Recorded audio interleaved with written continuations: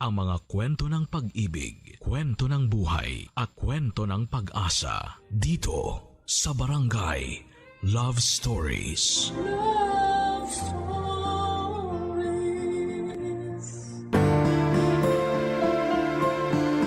Ang mga nanay natin, ang mga taong inaasahan nating magpoprotekta at mag-aalaga sa atin. Sila ang unang tinatakbuhan natin sa oras ng pangangailangan.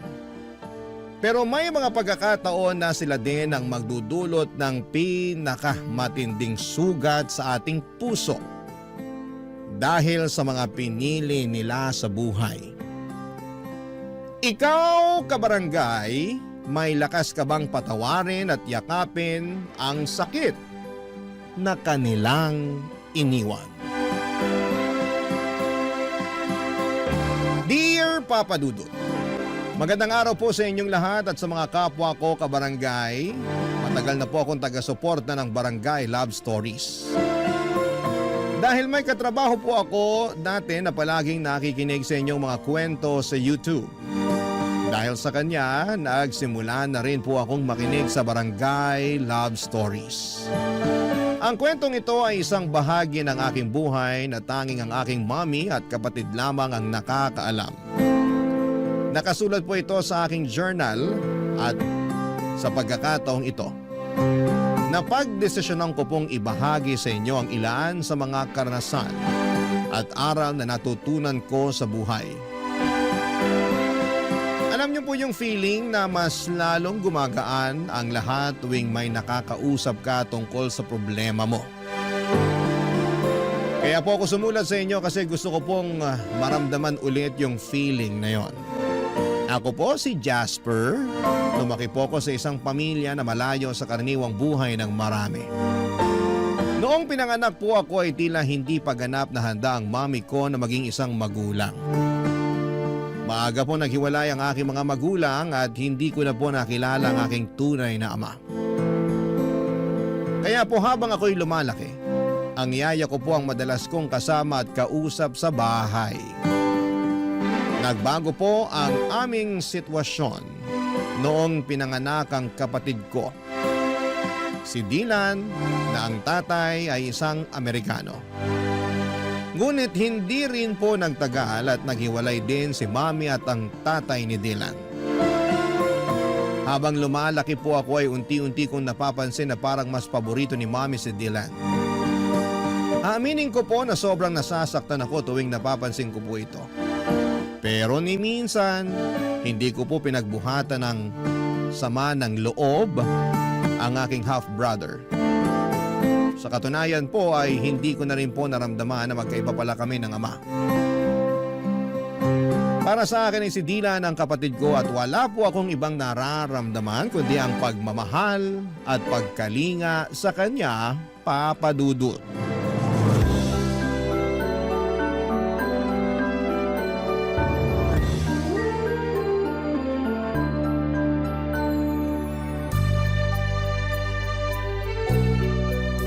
Ang tangos talaga ng ilong mo. Sana kahit kalahati man lang bigyan mo ako. Tapos ang puti-puti mo pa. Iba talaga pag may lahing ka, no? Mukhang naliligo kahit hindi naman talaga naliligo. Huwag mo nga akong simulan, kuya. Nagkakaganyan ka ng dahil lang sa ilong. Okay din naman yung ilong mo ah. Parang isda. Boneless. Ah, ganun ha? Dylan, ayaw ko sanang sabihin to sa'yo pero sa tingin ko ito na yung tamang oras para malaman mo ang buong katotohanan. Sana maintindihan mo na hindi madali sa akin na sabihin to sa'yo. 2 years old ka lang noon nung napulot ka ng kasambahay natin sa basurahan. Hindi alam ng kasambahay natin kung ano ang gagawin niya noong mga panahon na yun. Kaya si mami na ang nagpaubaya at nagpalaki sa'yo. Ano nga akala mo sa akin 5 years old? Hoy, lumang tugtugin na yan. Balikan mo na lang ako pag nakapag-isip ka na ng bago. Eto naman, di na mabiro. Nga pala, asan si mami? Namamalengke ata. Kanina pa wala dito yun. Ang sabihin mo, baka nagbubulakbol. Ang di ko rin kasi maintindihan dito kay mami. Para siyang teenager kung umasta. Kung yung ibang nanay dyan, sobra-sobra yung pag-aalaga at pag-aaruga sa mga anak nila. Tayo naman parating naiiwan sa bahay kasama yung maid. Di ko tuloy maiwasan mainggit dun sa mga kaibigan kong pinaghihigpitan ng mga nanay nila. Naku, bahala ka dyan. Huwag mo akong idamay. Ayokong paghigpitan ako, no? Tsaka isa pa, ayaw mo nun? Pwede tayong kumain at maglaro ng video games buong maghapon. Kung sa bagay, pero mas maganda sana kung may tatay tayong kasama dito, no? Ay, yang si Mami talaga. Sana naman makahanap na siya ng matinong lalaki. Oo nga, di ko pa talaga nararanasan yung pakiramdam na magkaroon ng isang ama. Pareho lang naman tayo. Yung tatay ko di ko na rin naabutan. Tapos yung tatay mo naman, sobrang bata mo pa nun. Di nga nagtagal ng 1 month yun dito sa bahay. Mabait pa yung tatay ko, kuya. Ewan, di ko rin masabi. Pero ang natatandaan ko, parati silang nag-aaway ni Mami. Tas kadalasan, nasa terrace yung tatay mo umiinom at nagyoyosi. Ikaw, Pilipino. Ako naman, Amerikano. Ano kaya magiging lahi ng susunod nating kapatid, kuya? German? Japanese? O Canadian? Ano sa tingin mo? Huy, sana naman di na magkaanak yan si Mami. Hirap na nga siya sa ating dalawa eh. Sa akin nga lang pala siya nahihirapan. Ikaw ang paborito eh. Kumbaga sa internet, ikaw yung nakabookmark na website. Tas ako yung parang advertisement sa video na pilit sinasara. Grabe ka naman, kuya. Hindi naman siguro. Di mo ba talaga napapansin? O sige ha, nung isang araw, anong kinain mo for breakfast? Bacon. Teka lang, bakit mo naman naitanong yan? Mismo. Nung isang araw, pinagalitan at pinigilan niya ako nung kinuha ko yung bacon sa ref. Sabi niya pa nga sa akin, nagtitipid daw tayo. Pero mukhang ako lang naman tong tinitipid niya. Ikaw naman, kuya. Nagkakaganyan ka ng dahil lang sa bacon? May longganisa naman sa ref eh. Yun na lang ang kainin mo. Ano ka ba? Hindi lang yun. Napapansin ko rin na siya yung palaging kumukuha ng report card mo. Pero yung report card ko, sa maid niya parati pinapaubaya. Hala, baka ampun ka nga. Joke lang. Pero seryoso na to. Pakiramdam ko din na favorite ka ni Mami kasi ikaw tong mukhang foreigner sa ating dalawa. Uy, paano mo naman nasabi yan? Napapansin ko lang kasi na ikaw tong laging binibida niya tuwing kausap niya yung mga kaibigan niya. Tapos kapag pumupunta yung mga kaibigan niya dito sa bahay, ikaw lang yung pinapakilala niya sa kanila. Pakiramdam ko tuloy kung hindi ako ampon. Siguro nakababatang kapatid niya ako. Sa totoo lang, sobrang bigat sa pakiramdam. Kuya talaga? Ba't kung makapagsalita ka parang kasalanan kong lahat? Uy, sorry na. Di ganun ang ibig kong sabihin ha. Pasensya ka na. Masyado lang ako nadala ng mga emosyon ko. At isa pa, yung pagtrato sa akin ni Mami, palagi mong tatandaan na wala kang kasalanan doon, okay? Problema naming dalawa yun ni Mami. Sorry na at ikaw tong napagbubuntungan ko ng sama ng loob. Promise, di ko na ulitin. Last na yon. Talaga?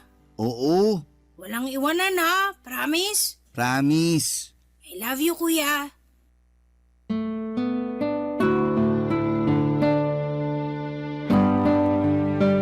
Ganyan kami ng kapatid ko, Papa Dudut. Laging nag-aasara, nag-aaway pero grabe. Sobrang mahal namin ang isa't isa. Kahit halos 6 na taon ang agwat ng edad namin, pakiramdam ko ay parang 1 taon lang ang pagitan namin. Siguro ay dahil alam naming pareho na kami lang din ang magtutulungan sa huli. Kasi tulad ng sinabi ko, si Mami palagi namang lumalabas. Tapos yung maid na lang yung nakakasama namin sa pang-araw-araw. Kaya kami ni Dylan magkasama sa lahat ng oras, pagkain, laro, problema. Lahat ng maliliit at malalaking bagay ay magkasama kami. Pero bigla po nagbago ang sitwasyon nang nakilala ni Mami si Nathan, isang French na hindi nagtagal ay naging boyfriend niya. Hindi ko talaga maintindihan yung nararamdaman ko ng mga panahong yon. Parang naghahalo-halo yung takot, pagwo-worry, at hindi ko alam kung matutuwa ba ako o mababahala. Sa totoo lang, sa pagkakakilala ko kay Mami, akala ko ay hindi rin magtatagal yung relasyon nila. Kasi hindi siya yung tipo ng tao na basta-basta magpapadala sa isang relasyon. Pero sa kabila ng lahat, at the end of the day ay masaya kami ni Dylan kasi naging mabait naman si Nathan sa amin. Hindi nagtagal ay nag-live-in na rin sila sa bahay na inuupahan namin. At doon ko na-realize na tila ba isang malaking pagbabago yung pagpasok niya sa buhay namin.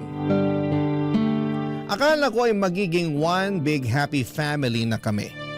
Yung tipong magkakasama kami masaya at walang sagabal.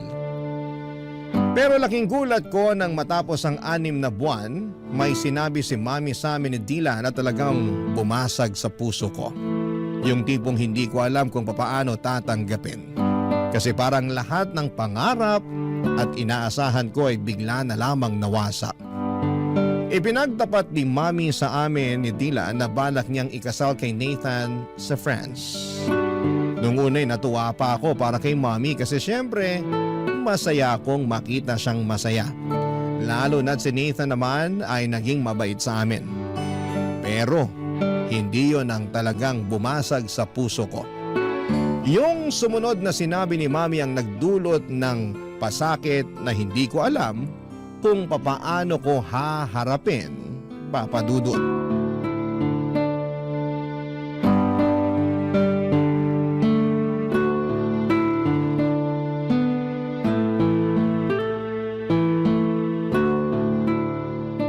Sige na naman kuya, pahiram na ako ng cellphone mo. Sandali lang. Hindi mo ba nakikita na naglalaro pa ako? Manood ka na muna ng TV doon sa sala. Kanina ka pa naglalaro eh. Okay na yan. May kailangan Mami! tayong pag-usapan. Bakit? Ano po yun? Mukhang seryoso to ah. Patay. Kung may nabasag dito sa bahay, malamang kasalanan ni kuya yan. Basagin ko kaya mukha mo, gusto mo? Tumigil na nga kayong dalawa. Tungkol to sa napag-usapan namin ng Tito Nathan nyo. Bakit po? Magpapakasal na kami. At napagdesisyonan namin na doon na kami sa France magpapakasal. Ibig niyo po bang sabihin, sa ibang bansa na tayo titira? Astig! Sa wakas, makakakita na ako ng snow. At napagkasunduan rin namin ng Tito Nathan nyo na si Dylan na muna ang dadalhin namin. Ano? Dylan, lumabas ka na muna. Pero kuya... Sige na, please. Sige na anak, iwan mo na muna kami ng kuya mo.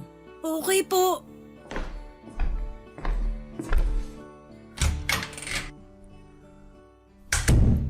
Ibig niyong sabihin, iiwan niyo na ako?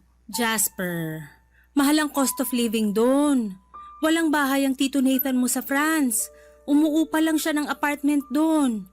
Magsisiksikan lang tayo kung isasama ka pa namin. At isa pa, mas makakamura tayo kung dito ka na muna sa Pilipinas mag-aaral. Bakit pakiramdam ko na nagpapalusot lang kayo? Alam ko naman na sa simulat sampul pa lang si Dylan na ang paborito niyong anak. At wala kayong narinig sa akin dahil mahal ko naman yung kapatid ko na yan. Pero di ko akalain na aabot kayo sa puntong paghiwalayin niyo kami. Jasper, wala na akong magagawa. Pinoproseso na ni Tito Nathan ang visa ko pati na rin ang visa ng kapatid mo. At huwag ka mag-alala kasi pumayag na ang lola mo na dun ka muna mag-aaral at titira sa kanya sa probinsya. Sobrang unfair niyo naman po. Alam ko na matagal niyo ng pangarap na maging residente sa ibang bansa. At nabigo kayo nung naghiwalay kayo ng tatay ni Dylan, hindi po ba? Hindi ko rin akalain na ipagpapalit niyo ako para lang sa pangarap mong yan. Ang kapal ng mukha mo? Buwas-bawasan mo yung tabas ng dila mo dahil kung hindi mas malala pa dyan ang aabutin mo sa akin. Nakapagdesisyon na kami ng Tito Nathan mo, Jasper. At wala ka nang magagawa doon. Huwag kang mag-alala. Dadalaw kami dito pag naging residente na kami doon. Hindi ka naman pababayaan ng lola mo dito sa Pilipinas. Pero kayo po ni Dylan ang kailangan ko. Hindi niyo ba naiintindihan yun? Ang tigas naman ng puso niyo sa akin. Para niyo na rin pinamukha sa akin na parang kasalanan ko pa na nabuhay ako sa mundong to. Kung ganito lang din naman ang kahinat na ng lahat ng to, sana pala iniwan niyo na lang ako kay Lola nung ipinanganak niyo ako. Bakit niyo pa ako kinupkup kung hindi niyo rin naman pala kayang panindigan? Anong klase kayong ina? Isa pa, Jasper, at tatamaan ka na talaga sa akin. Umayos ka. Hindi kita pinalaking bastos. Kung tutusin, hindi niyo naman ako pinalaki, di ba? Buong buhay ko, lagi kayong wala. Ano po ba ang naging kasalanan ko sa inyo para tratuhin niyo ako ng ganito? Kuya?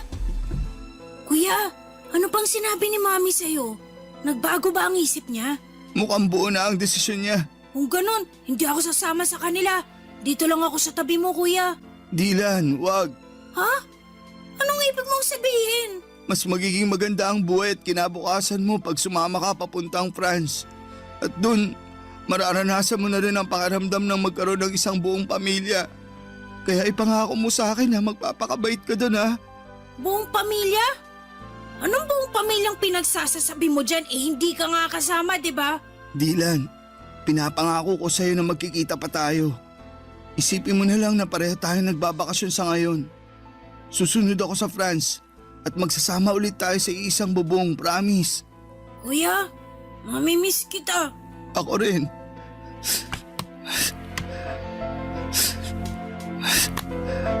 Oh, eto. Kunin mo. Ano to, kuya? Sa'yo na yung cellphone ko. Para naman may remembrance ka sa akin. Ingatan mo yan ha. Oo, iingatan ko to. Thank you, kuya. Pero paano ka? Doon na daw ako kay Lola titira eh. Sigurado naman ako na may cellphone yun. O siguro magpapabili ako sa kanya. Ewan ko. Basta, huwag kang mag-alala. Dahil tatawagan pa rin kita, okay? Kuya, mamimiss kita. Payakap ako.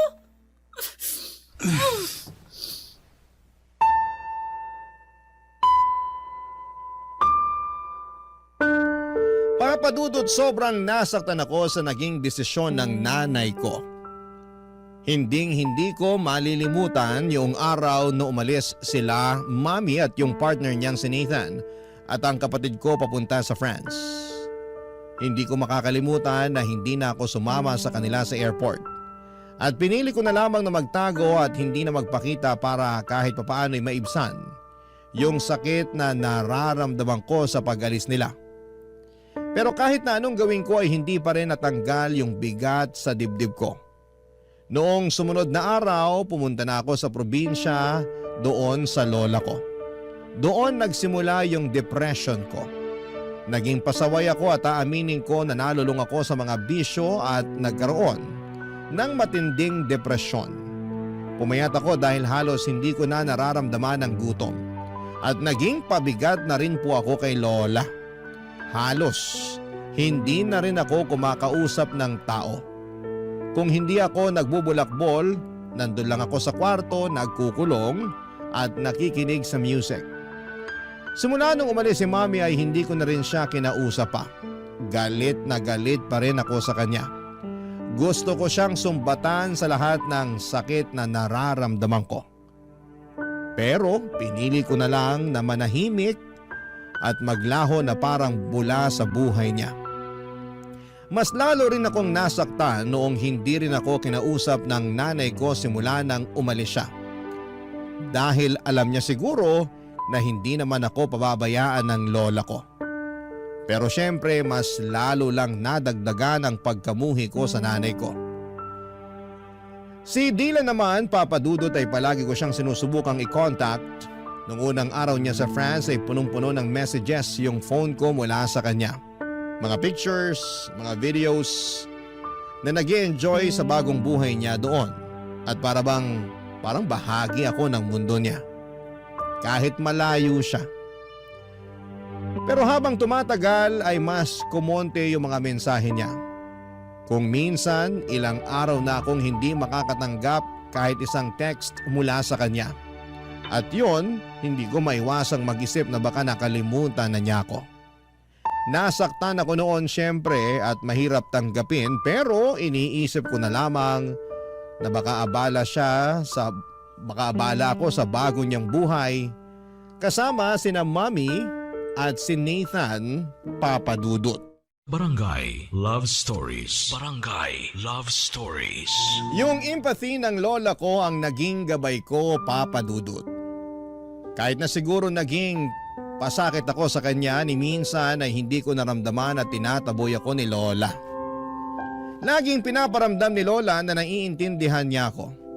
Ikinuwento sa akin ni lola na gusto raw akong ipalaglag ni Mami noong ipinagbubuntis pa ako nito, pero siya ang tumutol at ipinaglaban akong ipanganak. Nalaman ko rin na siya ang may gustong lumayo kami ni Mami para lumaki ako sa piling ng tunay kong ina.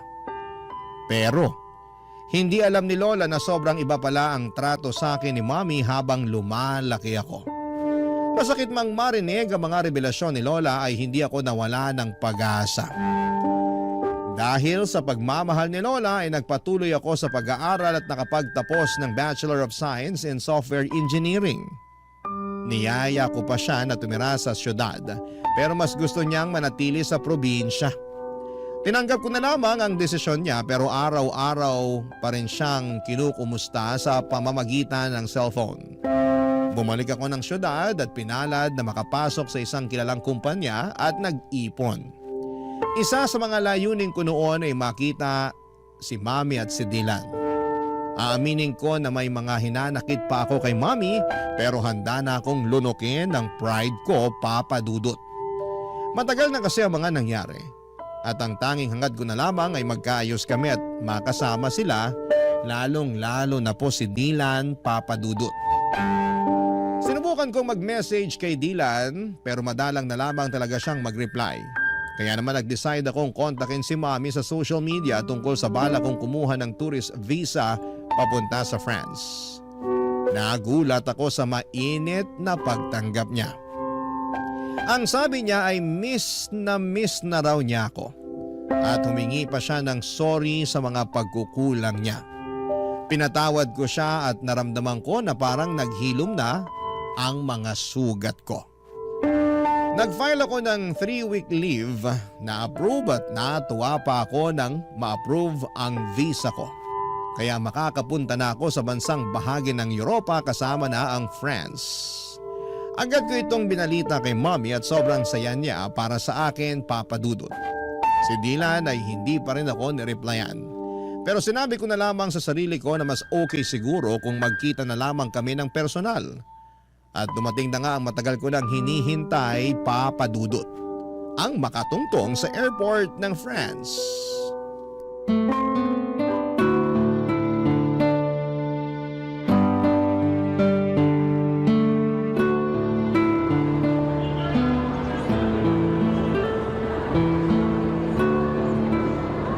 Jasper!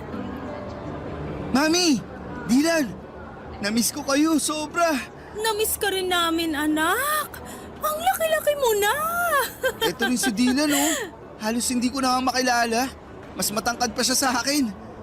Huy, kumusta ka na? Namiss kita sobra. Ano ba? Nasasakal ako. Ay, sorry, pasensya ka na. Masaya lang talaga ako at nagkita na rin tayo. Uy, ikaw ba't bihira ka na lang mag-text sa akin? Di mo na rin sinasagot yung cellphone mo tuwing tumatawag ako.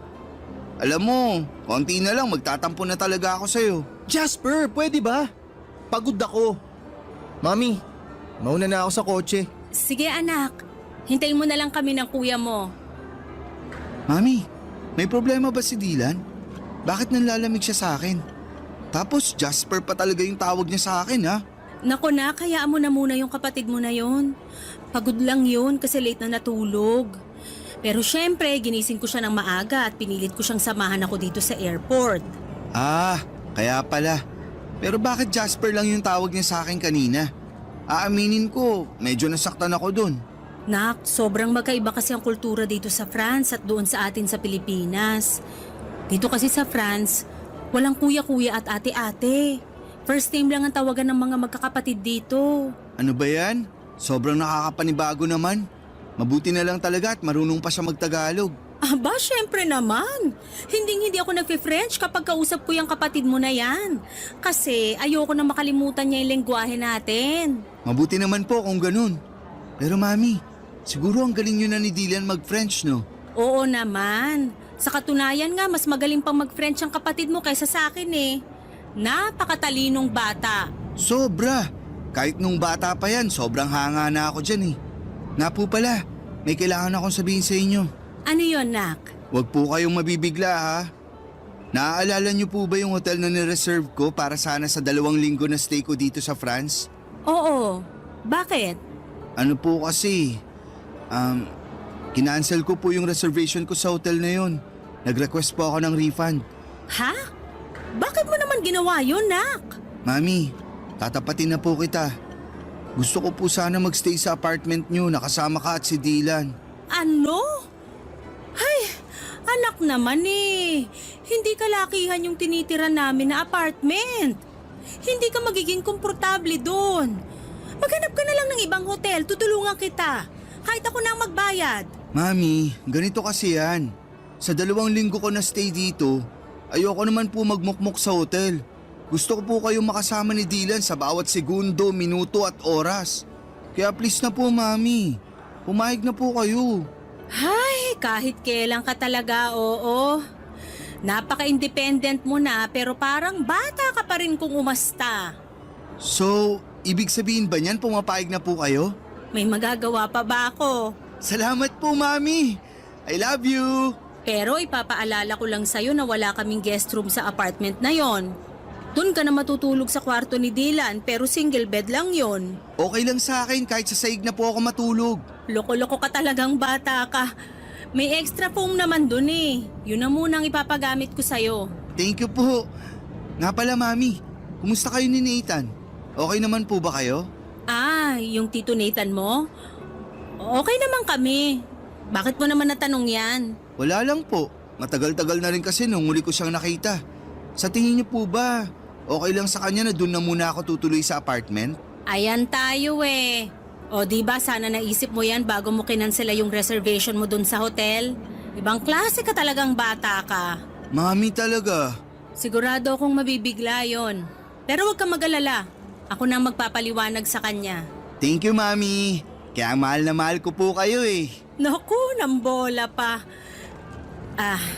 Pero Jasper, kung sakaling may marinig ka na ingay galing sa kwarto namin, huwag mo na lang pansinin, okay?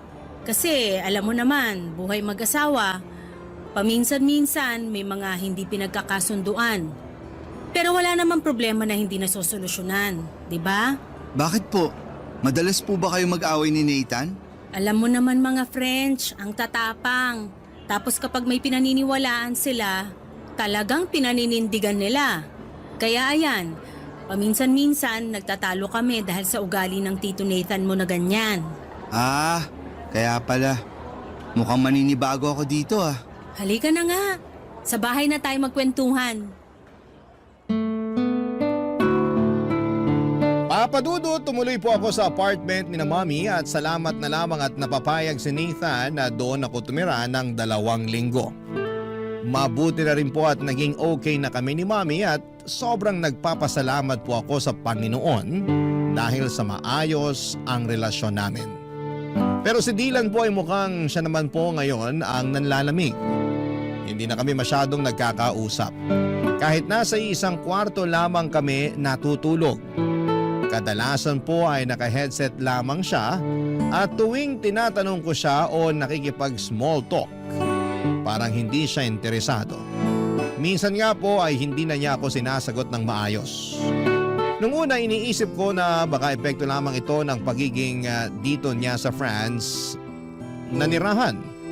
O baka naman dahil sa mga pagtatalo ni Mami at Nathan sa kabilang kwarto. Alam ko po kasi na kahit na hindi nila sinasadya ay malaki ang epekto ng mga ganong bagay. Lalo na kapag naririnig ng bata. May mga pagkakataon din na iniisip ko na baka may pinagdadaanan siya na hindi ko pa rin nauunawaan. Sinubukan ko pong kausapin siya minsan kung bakit siya nanlalamig. Pero iniiwasan lamang po niya ako. Hindi ko na po siya pinipilit, baka lalo lang po siyang magtampo o magalit. Naintindihan ko naman po na may mga bagay na ayaw pa niyang pag-usapan at baka hindi pa siya handa papadudot. Kahit na ganito siya, hindi po nagbago ang pagmamahal ko sa kanya.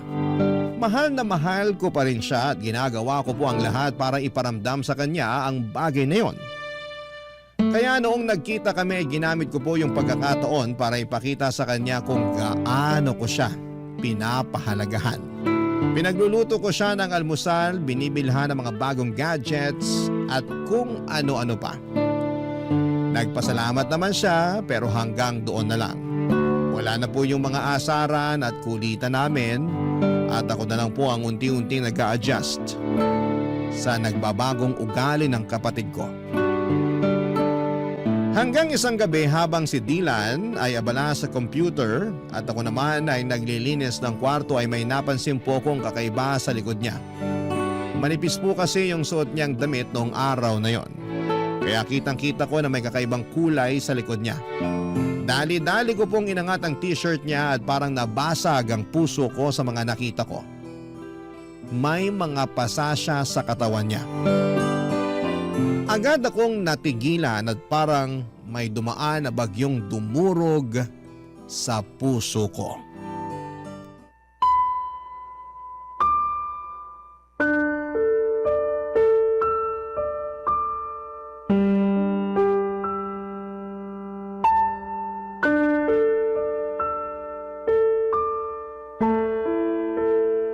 Dylan, ano yan ha?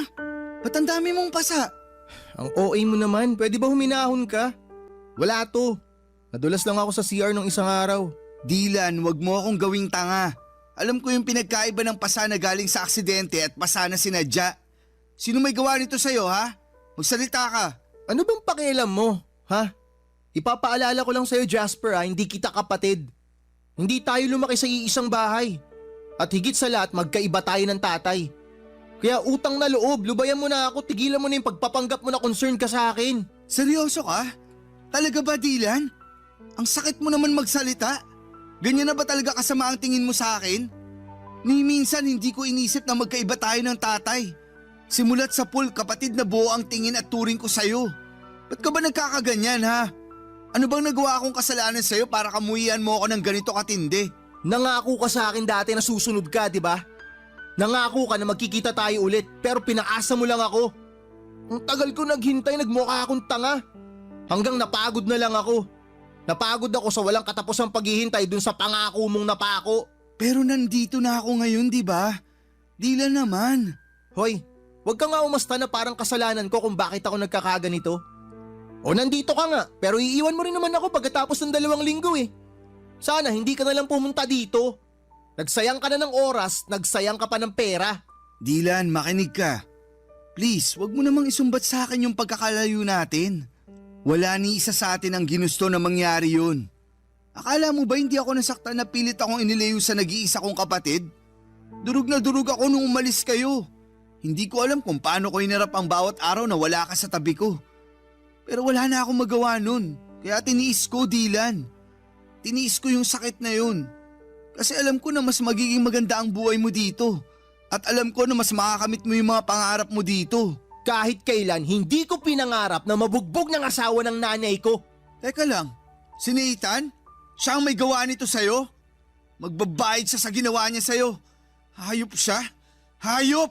Teka lang, kumalma ka nga. Masyado kang mainit eh. Makinig ka sa akin. Kung ano man yung ginagawa niya, hayaan mo na. Huwag ka na makialam. Mamaya madamay ka pa eh. Dylan, magpaliwanag ka. Bakit niya nagawa sa'yo ito? Kailan nagsimula to? Paano? Sabihin mo na sa akin, parang awa mo na. Ay, sa akin niya binubunton yung galit niya kasi hindi siya mabigyan ni Mami ng anak. Wala naman kaming magawa ni Mami. Kailangan namin ng tulong niya eh. Kasi gusto namin maging legal na residente dito. Matagal ng pangarap ni Mami yun. Buwisit na pangarap yan. Wala man lang bang ginawa si Mami para ipagtanggol ka? Alam ni Mami lahat ng ginagawa sa akin ni Nathan. Pero wala nang pag-asa si Mami. Palagi na lang niyang pinagtatanggol yung asawa niya. Kaya siya unawain ko na lang daw kasi nga may pinagdadaanan. Bakit di mo agad sinabi sa akin to? Bakit? May magagawa ka ba? Kung sinabi ko sa ito noon pa? Kung makaasta ka para kang hero ah. Wala ka rin naman magagawa eh. Di ba? Eto ba ang dahilan kung bakit di mo sinasagot mga messages at tawag ko sa'yo? Dahil mas pinili mong sarilinin ang lahat ng problema mo? Oo. Napakatanga ko! Napakabobo ko! Napakalaki kong gago! Dapat andito ako ng mga panahong kinailangan mo ko. Dapat nandito ako ng mga panahong kinailangan mo ng taong magpoprotekta sa'yo. Dapat nandito ako ng mga panahong wala kang karamay at kinailangan mong ilabas lahat ng sakit ng dahil sa lahat ng pinagdadaanan mo. I'm sorry, Dylan. Patawarin mo ako. Hindi mo kailangan humingi ng tawad. Pasensya ka na kung pinamukha ko sa'yo na kasalanan mo lahat kung bakit nangyayari to. Ang importante, hindi ka na ulit masasaktan ng animal na yon, naiintindihan mo? Alam mo kung ano yung pinakamasakit para sa akin? Yung simula pagkabata natin, ikaw yung paboritong anak ni Mami pero hindi ka man lang niya nagawang ipagtanggol sa hype na Nathan na yun. Hindi ko alam kung paano natiis ni Mami yung ganitong klaseng sitwasyon, Dylan. Hindi ko na talaga kaya dito. Sasama na ako sa'yo. Parang awa mo na isama mo ako. Sorry kung hindi kita pinakitunguhan agad ng maayos.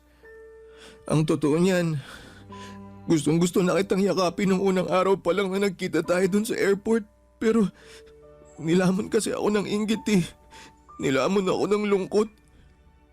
Naiinggit ako kasi malaya mo nagagawa lahat ng mga bagay na gusto mo. Habang ako, impyerno yung buhay ko dito. Kung ako ang papipiliin, mas gugustuhin ko na ako na lang sana yung naiwan sa Pilipinas eh.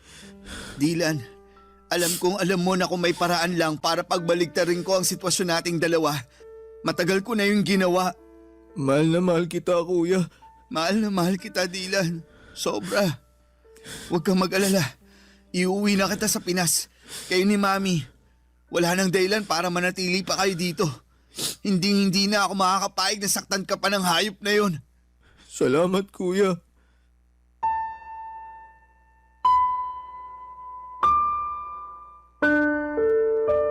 Sobrang gulo ng emosyon ko ng araw na yon, Papa Dudut. Hindi ko alam kung paano ko haharapin ang sinabi ni Dylan sa akin. Kung nung una ay pinapangarap ko pang magtagal sa bakasyon ko sa France, ngayon ay parang ang tanging hangad ko na lamang ay makaalis pabalik ng Pilipinas kasama ang nanay at kapatid ko.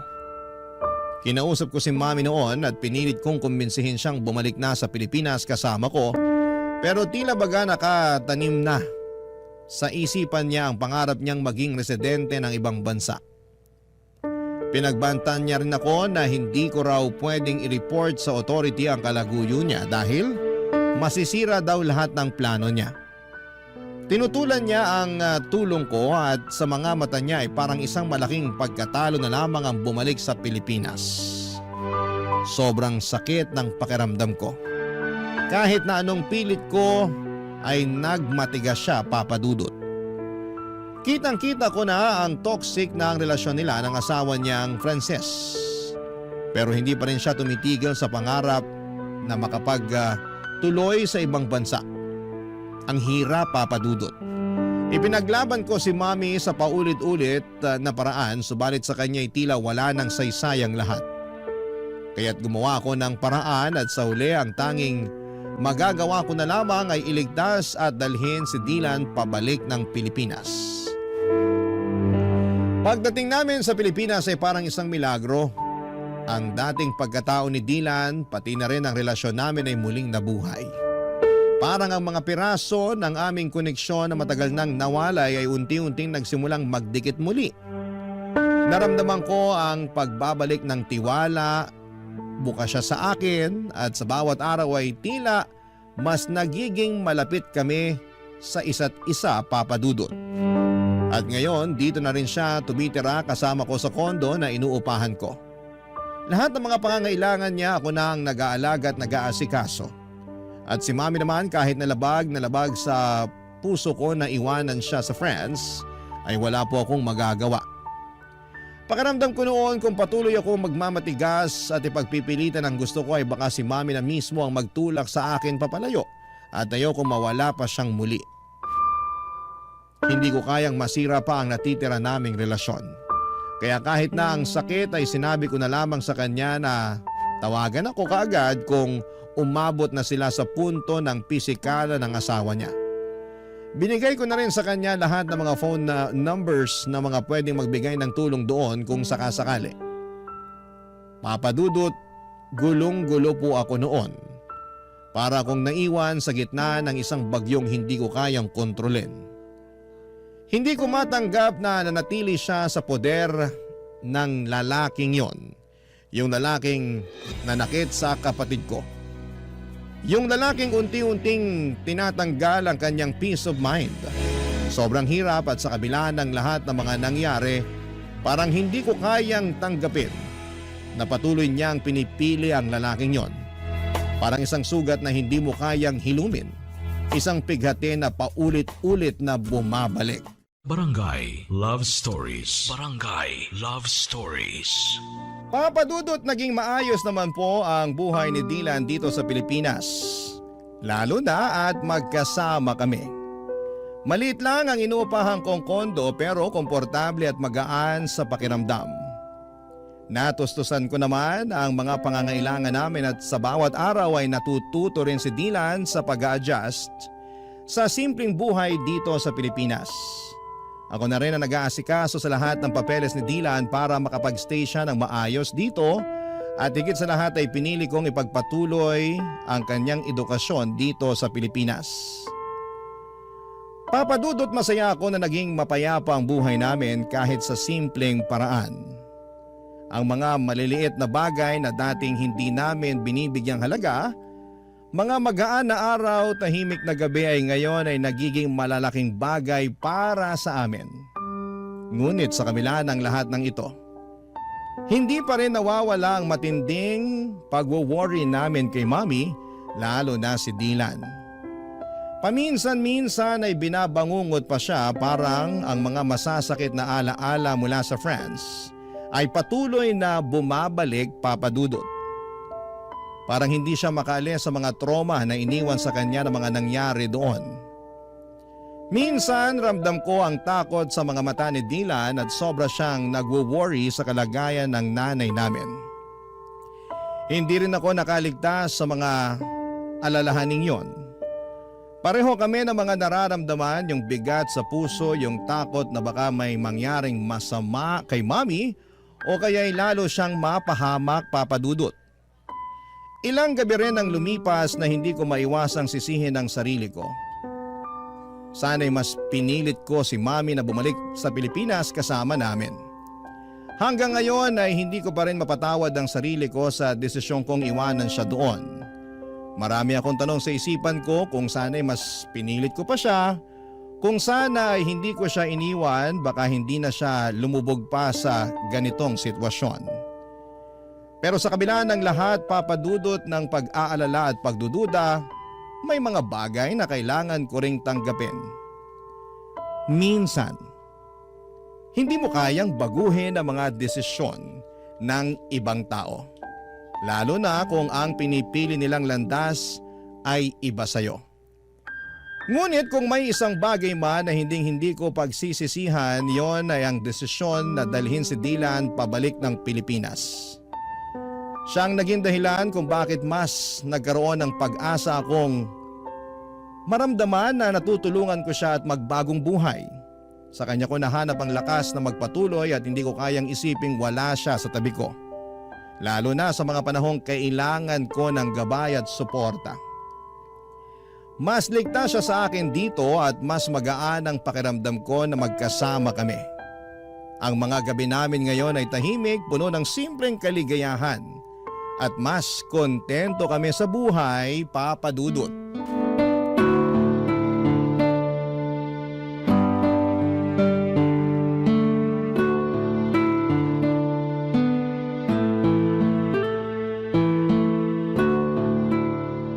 Kuya, Oh, Dylan, ano yun? salamat talaga. Hindi ka nagdalawang isip na isama ako pabalik dito sa Pilipinas. Sobrang pasalamat ko lang talaga at malaki pa yung natitirang pera sa savings ko noong mga panahon na yun. Dahil doon, nakabili ako kaagad ng ticket mo papunta dito. Nabawasan pa tuloy yung savings mo dahil sa akin. Pasensya ka na talaga ha. Dylan, yan ang wag na wag mong iisipin. Yung pera, pwede ko ulit kitain yan. Pero hindi ko na mapapatawad ang sarili ko kung may mangyari pang masama sa'yo doon. Ang bait mo talaga kuya. Pero wag masyado ha. Baka kunin ka na ni San Pedro. Sira! Nga pala, kumusta pag-aaral mo? Ayun, okay naman. Medyo nakakapanibago lang ng konti kasi nga magkaiba yung educational system dito sa Pilipinas dun sa France. Pero huwag kang mag-alala. Makaka-adjust din ako dito. Ikaw pa ba? Mas matalino ka pa nga sa akin eh. Kayang-kaya mo yan. Sure yan. Sana nga. Ay, Uy, mukhang may iniisip ka ah. Anong problema? Okay ka lang? si Mami kasi. Hindi ko maiwasang hindi mag-alala sa kanya. Okay lang kaya siya dun? Baka sinasaktan na siya ng Nathan na yun. Nag-aalala din ako sa kanya. Pero parati naman kami nagtatawagan at mukhang okay naman siya. Ay, sana lang talaga okay siya ron. Huwag ka nang mag-alala. Alam mo naman si Mami, matapang yun. Hindi yun umuurong sa kahit anong laban. Kuya, mali ba yung naging desisyon ko Ha? Anong ibig mong sabihin? na sumama pabalik sa'yo dito sa Pilipinas? Sobra kasi ako nagigilty. Naiisip ko kasi mas maganda ata kung nagpaiwan na lang ako dun kay Mami. Sana kasama niya pa rin ako hanggang ngayon. Dilan, makinig ka. Wag na wag mong sisisihin ang sarili mo, ha? Dahil wala kang ginawang mali. Tama lang yung ginawa mo na umalis sa poder nila. Ito ang lagi mong tatandaan. Hindi mo kailanman kailangang tiisin ang pang-aabuso ng isang tao sa'yo. Kung may choice ka para takasan at iwanan ang ganong klaseng sitwasyon, lagi mong pipiliin ang choice na yon. Naiintindihan mo ba yon? Si Mami ang mali dito, Dilan. Siya ang may kailangang baguhin. Kailangan niyang matutunang respetuhin ang sarili niya.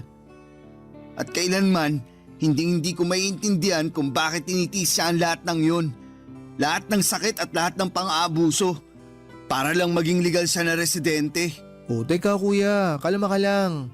Huwag ka masyado magalit. Siya na mismo ang nagpapahirap sa sarili niya. Hindi ko na talaga alam kung anong nangyayari sa kanya.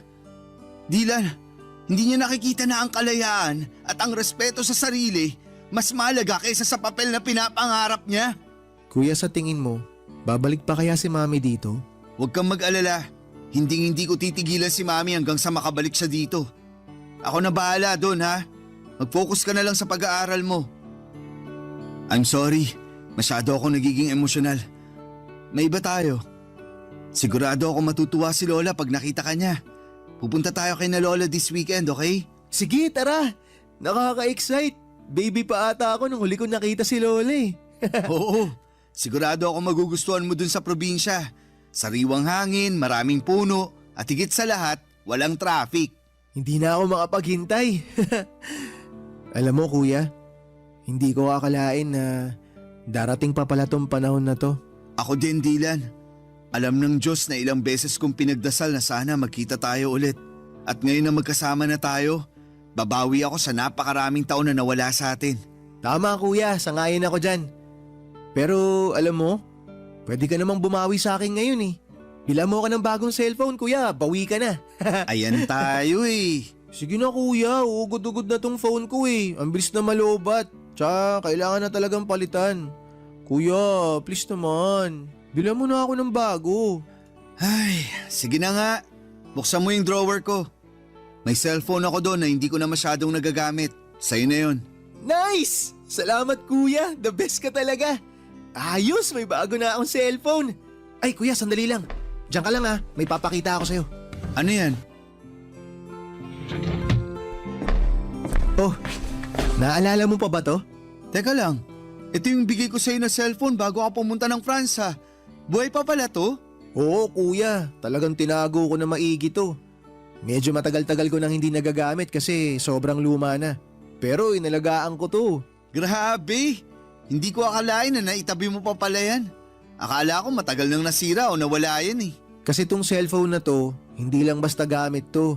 Ito yung alaala na naitago ko na kahit na malayo tayo sa isa't isa, kahit na anong mangyari, may mga bagay na hindi talaga magbabago. Dilan, thank you at hindi mo kinalimutan ang pagiging magkapatid natin. Salamat din kuya. Kasi dahil sa'yo, natutunan ko kung paano maging matatag. Ikaw rin yung nagturo sa akin kung paano lumaban. Kung wala ka, baka hindi ko rin nahanap yung lakas para makausad ako sa mga nangyari.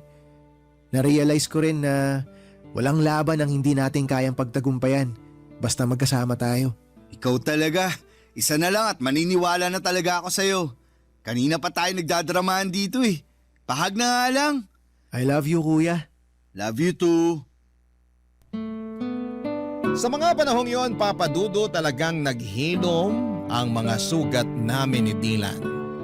Mas naging matatag ang aming pagsasamahan bilang magkapatid. Tahimik na ang buhay namin at sa wakas ay nakaramdam kami ng kapayapaan, isang uri ng katahimikan na matagal na naming hinahanap. Hindi na rin kami palaging nag-aalala kay Mommy. Kasi parati kaming nagtatawagan at mukhang okay naman siya.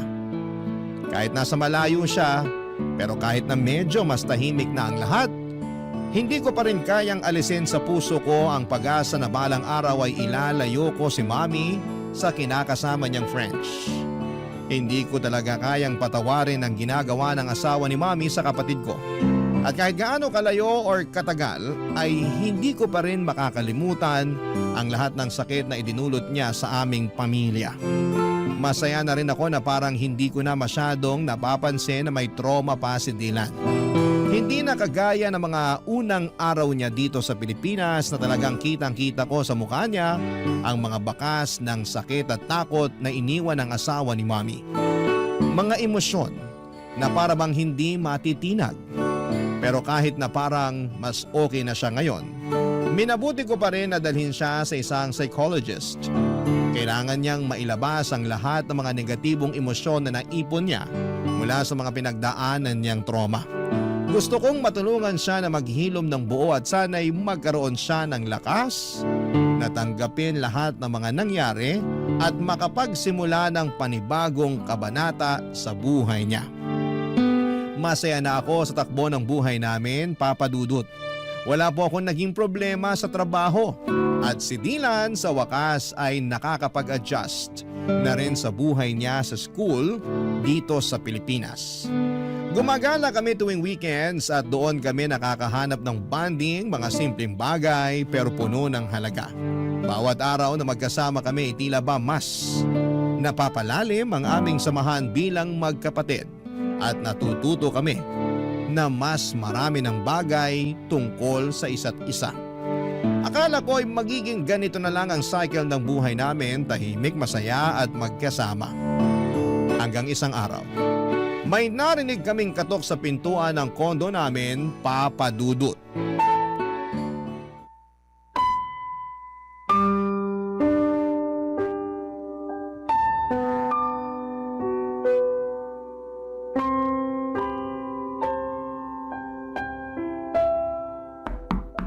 Sandali lang!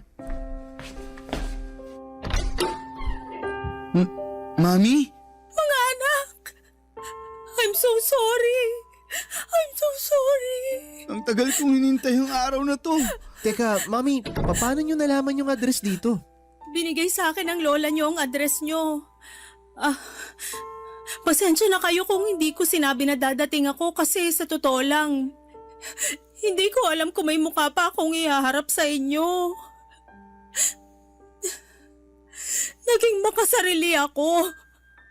Ako ang dahilan kung bakit tayo nagkawatak-watak. Makinig ho kayo. Tapos na po yun. Hindi nyo na kailangang isipin yun. Ang importante, nandito na po kayo. Hindi ako naging mabuting ina dahil lang sa kagustuhan ko na umasenso at manirahan sa ibang bansa. Naging unfair ako sa inyong dalawa. Mga anak, I'm so sorry. Sising-sisi na ako sa mga naging desisyon ko sa buhay. Mami, wag nyo nang isipin yun. Okay na po tayo. Hindi nyo po alam kung gaano kami kasaya ni Kuya ngayon na nandito na kayo. Tsaka ang mas mahalaga ngayon, Mami, kumpleto tayong tatlo. At mas matatag na tayo ngayon. Tama po si Dylan. Hindi na po tayo magkakaiwalay ulit.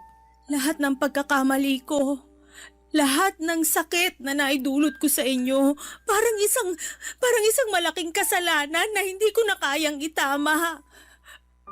Walang kapatawaran yung ginawa ko sa inyo, mga anak. Mami, napatawad ka na namin ni Kuya. Matagal na. Hindi ko alam kung paano ko mapapalitan yung panahon na nawala sa atin. Pero kung may pagkakataon pa, babawi ako sa inyong dalawa. Ang importante po, narito tayo ngayon. At nandiyan kayo sa tabi namin. Hindi na natin may babalik ang nakaraan pero sigurado ako na mas marami pang magagandang bagay na mangyayari. Lalo na ngayon na magkakasama na tayo. Salamat mga anak. Hindi ko alam kung anong ginawa ko para maging deserving pa ako ng pagmamahal nyo. Pero sobrang nagpapasalamat ako na may pagkakataon pa akong magbago at maayos ang lahat. Sobrang bigat ng kasalanan ko sa inyong dalawa. Mami, mahal na mahal ka po namin. Dylan, Nagbulag-bulagan ako sa mga ginawang kahayupan sa'yo ni Nathan dahil lang sa pagmamahal ko sa kanya. At sa kagustuhan ko na maging legal na residente. Naging impyerno ang buhay mo dahil hinayaan ko siya sa mga ginawa niyang kawalangyaan sa'yo, anak. Hindi mo deserve lahat ng nangyari sa'yo. I'm so sorry. Mami, aaminin ko po. Sobra ako nasaktan nang malaman ko na sinasaktan ni Nathan si Dylan. Akala ko po kasi noon, mas magiging ligtas si Dylan sa inyo. Lalo na't siya yung paborito niyong anak kahit noon pa man. Huwag niyo po sanang mamasamain pero wala naman pong problema sa akin kung siya ang paborito niyo. Ang sa akin lang po, sana pinrotektahan niyo siya laban sa hayop na yun. Pero sa sobrang dami na nang nangyari, hindi ko na po kayang magtanim ng sama ng loob laban sa inyo. Masaya lang po ako ngayon at ligtas kayo. Jasper, sobrang laki ng kasalanan ko sa'yo, anak. Nagkulang ako bilang nanay mo at hindi ko naparamdam sa'yo yung pagmamahal na karapat-dapat mong matanggap mula sa isang ina. Anak, maraming salamat dahil sa kabila ng lahat hindi ka nagdalawang isip na tulungan ang kapatid mo. Sobrang nagpapasalamat ako at nilayo mo siya kaagad sa malaimpyernong lugar na yon. Bakit, Mami? Ano nangyari? Nahuli ko si Nathan na ng bababae. Tapos nung kinumpronta ko siya tungkol dito, nagwala siya at muntik na niya akong mapatay. Sinira at binasag niya rin lahat ng mga natitirang gamit sa kwarto ni Dylan. Hindi ko lubos maiisip na baka nasaktan niya ng husto yung kapatid mo kung hindi mo siya sinama pa uwi dito sa Pilipinas. Napakawalang hiya niya. Mami, please sabihin niyo sa akin na pinakulong mo na ang hayop na yon. Anak, hindi ko na kaya na makita pa ang pagmumukha niya. Sa mga panahong yon, na-realize ko kung gaano kabigat at katindi ang pagkukulang ko sa inyong dalawa. Wala na akong ibang inisip ng mga panahon na yun kung hindi ang makabawi sa inyong dalawa. Kaya ginamit ko yung natitirang pera ko para makauwi dito sa Pinas. Mami, kailangan nyo na siyang hiwalayan ng tuluyan. Ayoko na magkaroon pa kayo ng kahit na anong ugnayan sa kanya. I-delete nyo na yung phone number niya sa phone nyo. I-block nyo siya sa lahat ng social media. Baka masundan niya tayo dito tapos saktan na naman niya ako. Ayoko na ng ganun, Mami. Hindi ko na kaya. Dylan, makinig ka sa akin. Wala nang mananakit sa'yo dito. Ligtas ka na sa poder namin. Hindi na ako makakapayag na may manakit pa sa'yo. Anak, makinig ka sa kuya mo. Hindi ka namin pababayaan. Mamamatay muna ako bago ka pa niya masaktan uli. Naiintindihan mo ba yon? Kuya, Mami, mahal na mahal ko po kayo. Mahal ka rin namin, Dylan. Huwag ka mag-alala, anak. Magbabago na ang lahat simula sa araw na to. Hindi na tayo maghihiwalay.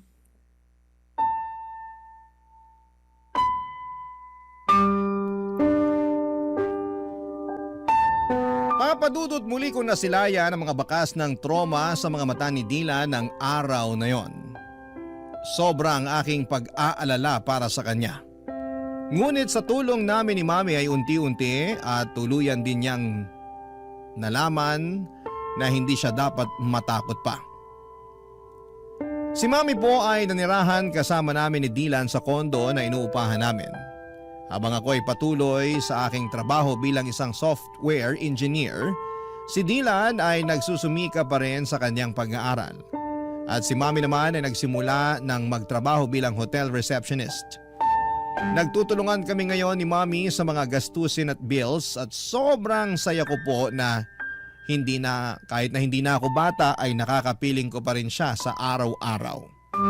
Naging maayos naman ang takbo ng buhay namin hanggang sa isang araw. Isang kaibigan ni Mami mula sa France ang nagbalita na pumanaw na si Nathan dahil sa isang insidente sa bar. Tinulungan kami or tinulungan ko si Mami na mag-hire ng French lawyer online upang mag-file ng divorce nang hindi na niya kailangan bumalik pa sa France. Sa kabila ng mahaba at magastos na proseso ay naayos din namin ito at sa wakas ay na-finalize ang divorce. Hindi ko po kayang ilarawan ang gaan ng aming nararamdaman nang matanggap namin ang balita na opisyal nang wala ng bisa ang kasal nila ni Nathan. Sa wakas ay makakapagsimula na kami ng bagong buhay. Sa ngayon ay nagsusumikap kami ni Mami na mag-ipon upang makapagpatayo ng bahay na magiging saksi sa mas marami pang magagandang alaala na bubuuin namin bilang isang pamilya. Sa lahat ng mga naranasan ko ay natutunan ko na ang pagpapatawad ay isang paraan para bigyan ang sarili mo ng pagkakataong magpatuloy at maghilom. At syempre, maging maligaya. Lubos po ako nagpapasalamat sa Diyos dahil hindi niya ipinagkait sa akin ang pagkakataong muli kong makasama ang pamilya ko. At sa wakas ay masasabi ko na rin na ang mga sugat ng nakaraan ay tuluyan ng nagsara at naghilom. Kung sakali man po na matanggap ninyo ang aking liham ay nais ko po sanang magpasalamat sa inyong oras at atensyon sa aking kwento. From the bottom of my heart, gusto ko rin pong magpasalamat sa tuwa at inspirasyon na ibibigay mo sa programa mo. Ang inyong forever kapuso at kabarangay, Jasper. Barangay Love Stories. Barangay Love Stories. Kwentuhan naman tayo dito sa comment section. Nagustuhan ng iyong napakinggan? Ituloy yan via live stream sa www.gmanetwork.com/radio.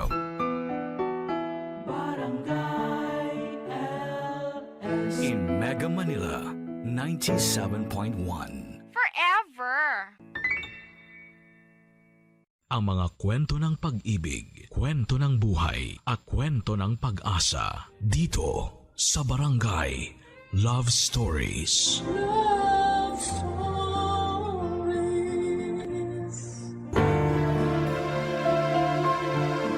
Marami sa atin ang araw-araw na nakikipagsabayan sa agos ng kahirapan.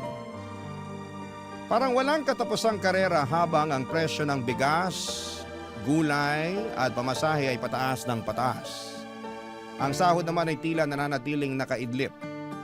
Marami ang natutong humawak sa dasal at umaasang balang araw ay makakaahon din, matitikman din ang kahit kakapiranggot na ginhawa. Ikaw, kabarangay, kailan mo nasambit sa sarili mo na all is well pa rin? Kahit halos lahat ay tila hindi na maayos.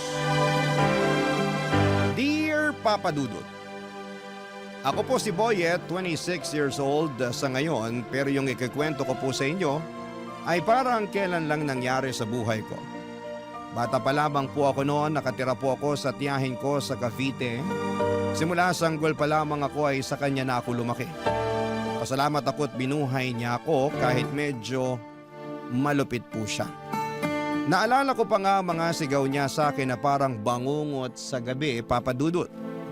Kaya gusto ko noon na makita ko ang nanay ko. Gusto kong kunin niya ako at magising sa bangungot na yon. Pero wala pong nanay na dumating. Ang sabi nila ay prostitute daw ang nanay ko. Matapos akong iwan sa tiyahing ko ay hindi na ako binalikan pa. Kaya walang araw na hindi ko tinatanong ang sarili ko kung mahal ba ako ng nanay ko. Kasi wala naman sigurong nanay na iniiwan lang ang anak. Kaya naman tinanggap ko rin ang sinasabi nila na patay na siya para mapanatag ang kalooban ko. Na kaya ako hindi binalikan ng nanay ko dahil wala na siya sa mundo. Walang gabi na hindi ako umiiyak noon, Papa Dudut. Tinatago ko ang pag-iyak ko dahil tinutokso nila ako na mahina daw ako. Nang payatot at iyakin. Bakit ba kapag lalaki hindi pwedeng umiyak? Tao naman tayo. Marunong tayong umiyak kung nasasaktan. Dahil sa mga dinanas ko sa tiyahing ko ay nag-ipon ako ng pera galing sa pangangalakal ko. Gusto kong makaipon ng pamasahe. Gusto kong pumunta ng Maynila. Oo nga't gusto kong paniwalaan na patay na ang nanay ko para mapanatag ang loob ko na mahal niya ako at hindi iniwan. Pero may parte pa rin sa puso ko na nagsasabing buhay siya at gusto ko siyang hanapin sa syudad. Lumawas ako ng Maynila kahit na 10 years old pa lamang ako. Daladala ko ang mga pag-asa na sana'y makita ko ang nanay ko. Nang makarating ako sa Maynila ay sobrang takot ang naramdaman ko. Ang laki-laki, ang lawak at ang lahat ng tao ay parang hindi ko mapagkakatiwalaan. Unang gabi ko ay tumambay lamang ako sa labas ng simbahan. Hindi ko na matandaan kung anong simbahan yon. Pero nagdasal ako na sana'y gabayan niya ako. At sana'y walang mangyaring masama sa akin at makita ko ang nanay ko. Nagdaan ang maraming araw, linggo at buwan hanggang sa nakilala ko si Manong sa isang squatter sa Makati, Papa Dudut.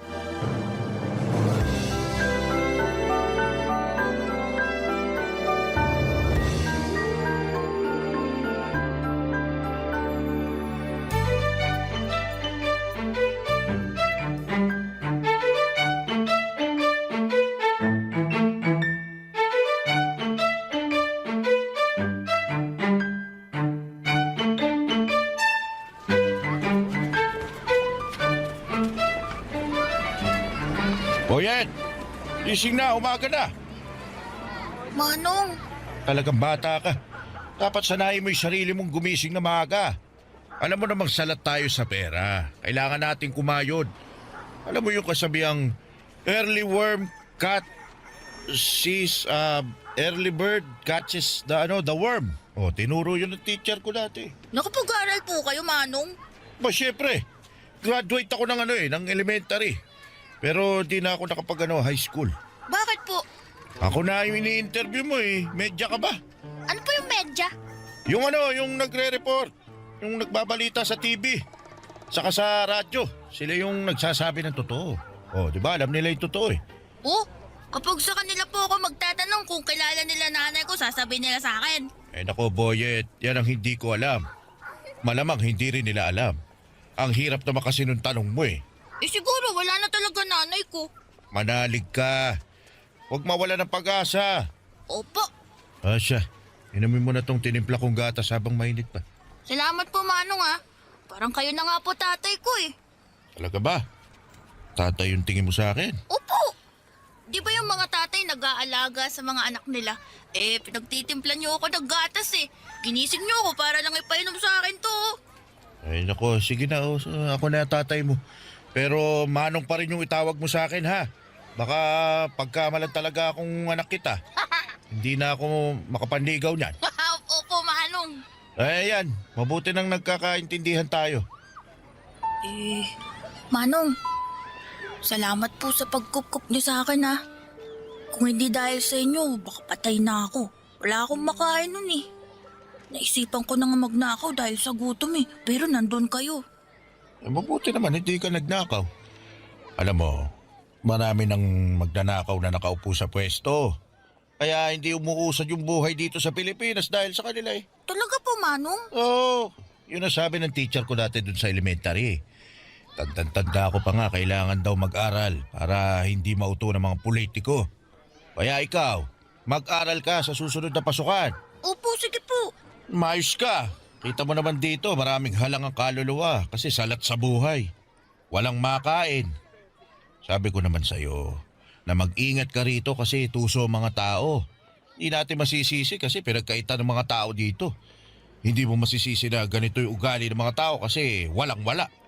Kailangan mabuhay. Kaya ikaw, mag-aaral ka. Opo, Manong. Oh, mayos ka, Boyet ha. Dapat asal tao, di hayop. Ibig sabihin nun, maging mabait lang ako. Wala mo na pa pala eh. Pero, may iba ako. Talaga bang ayaw mo nang bumalik dun sa kamag-anak mo sa Cavite? Ayoko na po, Manong. Eh, baka may ginawa kang masama, kaya ka naglayas. Ayoko talaga sa tao yung sinungaling eh. Manong, hindi po ako nagsisinungaling. Gusto ko po talagang makita ang nanay ko.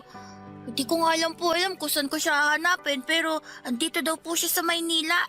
Napakalaki ng Maynila. Di po, may picture naman po ako ng nanay ko eh. Kung makikita ko siya, sigurado makikilala ko yun.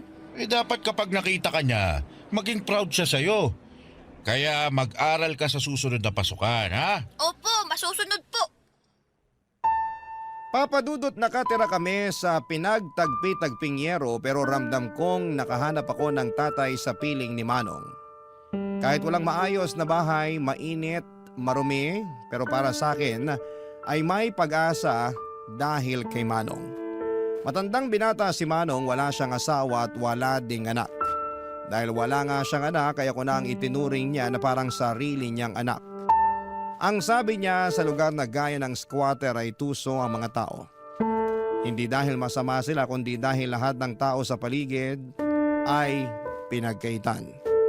Walang araw at gabi na hindi na ako pinapangaralan. Sabi niya kahit mahirap dapat ay matuto pa rin akong maging matinong tao. Pinag-aral niya ako at binilhan ng lapis, papel at gamit sa eskwelahan. Sobrang saya ko talaga, Papa Dudut. Inihatid pa niya ako sa eskwelahan at sinisigurong okay lang ang unang pagpasok ko. Naramdaman ko na kahit na hindi kami magkadugo ay mahal niya ako. Ngunit tulad ng karamihan sa mga bata ay naging pasaway din po ako. Hindi na ako natutuwa sa lapis at papel dahil sa mahirap palang mag-aral. At marami akong nakakaaway na kaklase ko at maging sa ibang section at grade. Hindi naging safe sa akin ang eskwelahan dahil isa pala siyang malaking arena na samot-saring mga bata na iba-iba ang ugali. May matalino, may hindi binayayaan ng talino, may mabuti at masama na sa tingin ko ay hindi naturuan ng tama ng magulang o sadyang spoiled lamang at gustong manghamak ng ibang bata. Hindi ako naging masaya tuwing pumapasok ako, Papa Dudut. Kaya hindi ko sinabi kay Manong na hindi na ako pumapasok. Mas pinili kong magkalakal muli. Mas pinili kong gumala para maghanap ng pera. Kung magkaroon man ako ng kaaway ay hindi ko na kailangan pang magpaliwanag sa teacher. Ang importante sa akin ay makahanap ako ng pera. Hanggang sa isang araw, hindi na naitago ang ginagawa ko. Pinatawag pala si Mano ng teacher ko na hindi ko alam. At sa gabing pag-uwi niya ay nakita kong galit na galit si Manong sa akin, Papa Dudut.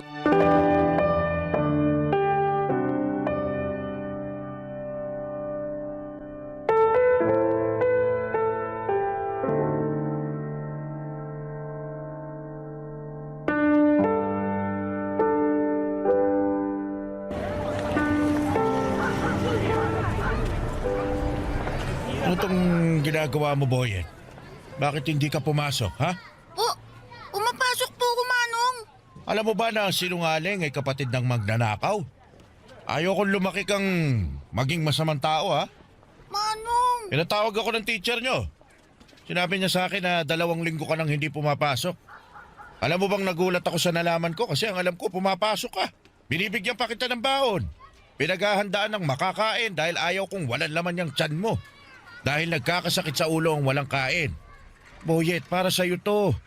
Kaya wag kang magsisinungaling sa akin. Manong, kasi, nahirapan ako eh. Saka kumikita naman ako. Tsaka yung pinabaon yung pera, iniipon ko naman. Di ko ginagastos. Ito, baon ko, tsaka yung kita ko. Boyet, naiintindihan mo ba ako? Pinapaaral kita, hindi kita inuobliga na magtrabaho.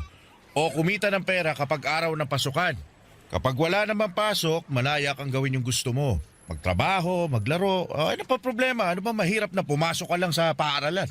Kasi, Manong, eh. Sige, magsalita ka, makikinig ako.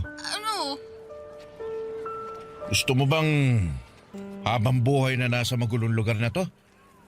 Gusto mo bang tumanda na katulad ko, ha? Nilamon na ng basura ang buhay na unti-unting nabubulok? Manong, sorry na po. Alam mo, anak na ang turing ko sa'yo. Naging responsibilidad na kita. Hindi na kita pwedeng pabayaan, Boyet. Hindi ako nagkaanak. Ayaw ko magkaanak, kaya hindi ako nag-asawa kasi takot ako eh. Takot ako sa responsibilidad. Kita mo naman, ano may bibigay ko magandang buhay sa pamilya ko?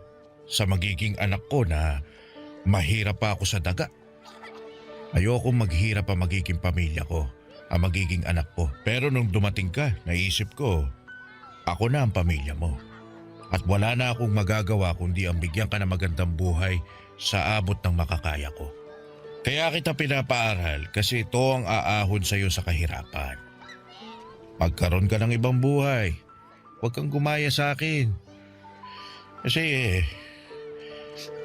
ayokong tumanda ka na katulad ko. Manong, pasensya na po talaga. Kasi po, ang hirap-hirap naman po kasi mag-aral eh.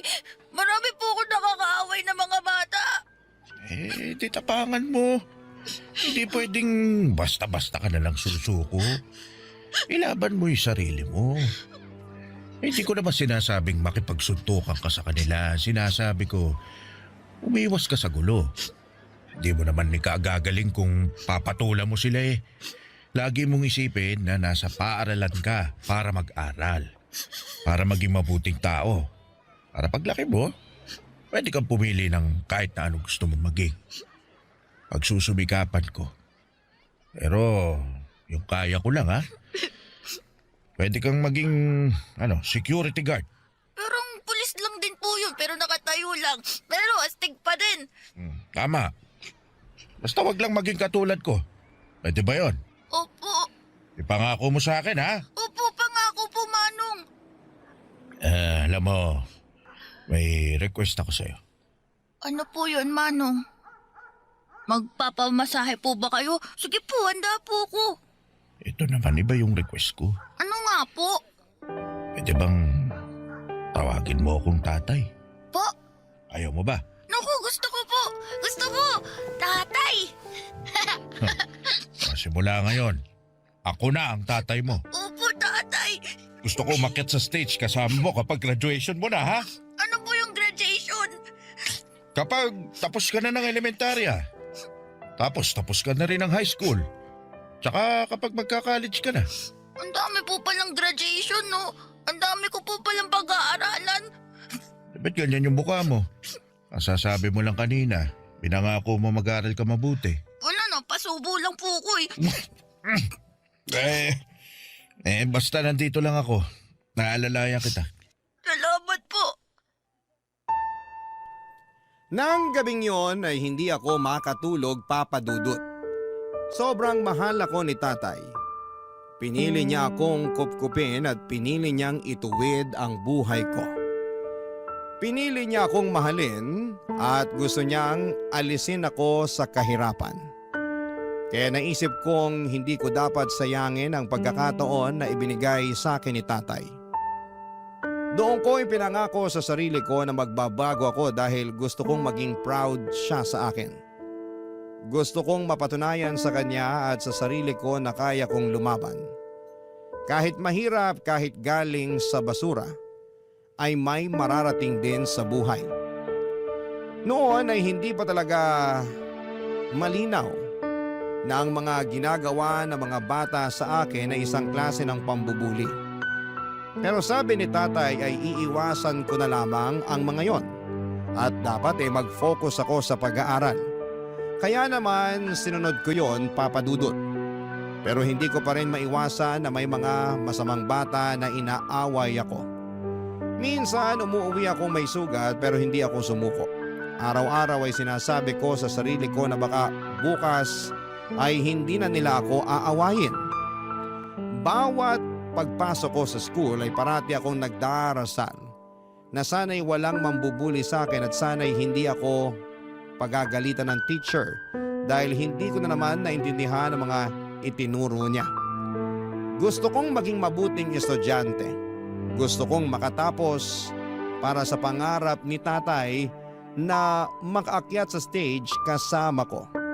At syempre, naging pangarap ko na rin talagang makagraduate, Papa Dudut. Barangay Love Stories. Barangay Love Stories. Papa Dudut, araw-araw kong pinapatatag ang sarili ko.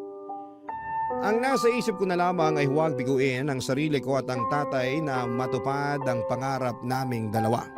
Kahit na walang araw na hindi talaga ako nilalapitan ng mga bully ay tuloy lamang ako sa pagsusumika para makuha ang diploma sa elementarya.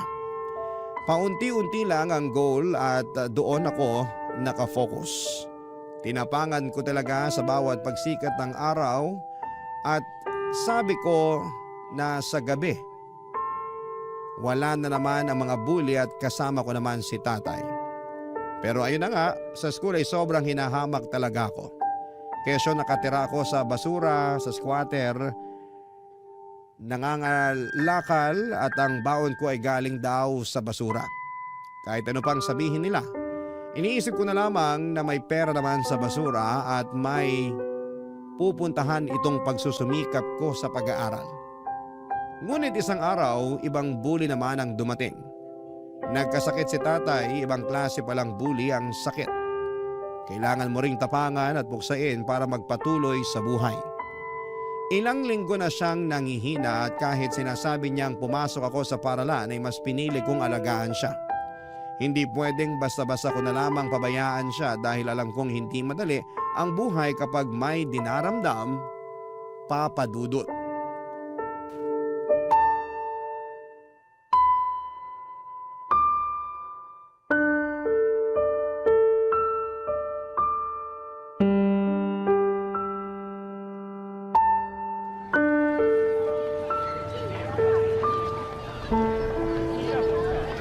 Tay, dahan-dahan lang po. Maupo na po kayo. Tay, kailangan niyo pong kumain para lumakas kayo. Di ba ito yung ginagawa niyo sa akin tuwing may lagnat ako? Alam mo, kaya ko naman yung sarili ko. Talaga si tatay oh. Ayaw talagang inaalagaan siya. Sige na, mag-ayos ka na. Maraming araw na hindi ka pumapasok. Hindi po tay, dito muna ako sa bahay. Ay nako, huwag na matigas ang ulo. Paano ka gagraduate niyan kung parati kang absent? Baka ibagsak ka ng teacher mo. Tay naman eh. Anong tay naman? Oh, sige na, pumasok ka na. Kakainin ko na tong pagkain. Eh, paano kung darating yung sinasabing demolition? Paalisin tayo rito. Sino kasama nyo? Kung nandito ako, masasamahan ko kayo. Hindi nila tayo mapapaalis. Naganda na yung mga kapitbahay natin ng mga ipambabato sa mga yon. Eh, nakita ko ron sa kabilang kanto. Grabe ginawa nila. Wala na hong nagawa yung mga nakatira dun. Paano kung saktan kayo rito? May sakit pa ho kayo oh. Eh, kung nandito ka, kaya mo ba ako ipagtanggol sa mga malalaking tao? Oh, kita mo, hindi ka makasagot. Basta dito lang ho ako. May mga inihandaan naman akong pambato sa kanila eh. Ito ang dahilan kung bakit gusto ko makapagtapos ka ng pag-aaral. Para hindi ka matatakot na paalisin sa bahay mo. Makakabili ka ng sarili mong bahay o may pera ka para umupa ng matirhan na may legal na titulo. Yung bang re-respetuhin ka ng mga tao. Tay, ang hirap po pala maging mahirap no? Ang dami mong dapat gawin para lang hindi ka masasaktan. At makuha mo yung respetong sinasabi nila. Kung hindi na talaga kaya, hahanap na lang tayo ng ibang mapapwestuhan. Siguro mas makakatulong sa mga tao yung itatayong barangay complex dito. Grabe naman po pala sila. Wala, ganun talaga eh. Oh, Tay, okay lang po ba kayo? Oo naman. Sige na, mamaya ako natubusin. Tay, yung totoo. Mukhang kailangan ko lang maiga ulit. Sige oh. Salamat, Boyan. Baka nabinat ho kayo kakaisip sa demolition na yan. Siguro, pero okay lang ako. Tutulog ko na lang to, mawawala rin. Lalakas din ako. Sana po eh, bumalik na sa dating lakas ang katawan nyo, Tay. Galing ako, anak. Tay, mukhang ito na ho yung demolition. Titingnan ko sa bintana. Tay, ito na nga ho yung demolition. Tay! Uy, Tay, gising! Tay, kailangan na nating lumabas. Tay! Tay, wag na ho kayong matulog. Kailangan na nating lumabas ng bahay. Tay, bakit parang hindi ka na humihinga? Tay! Tay naman, gumising ka na!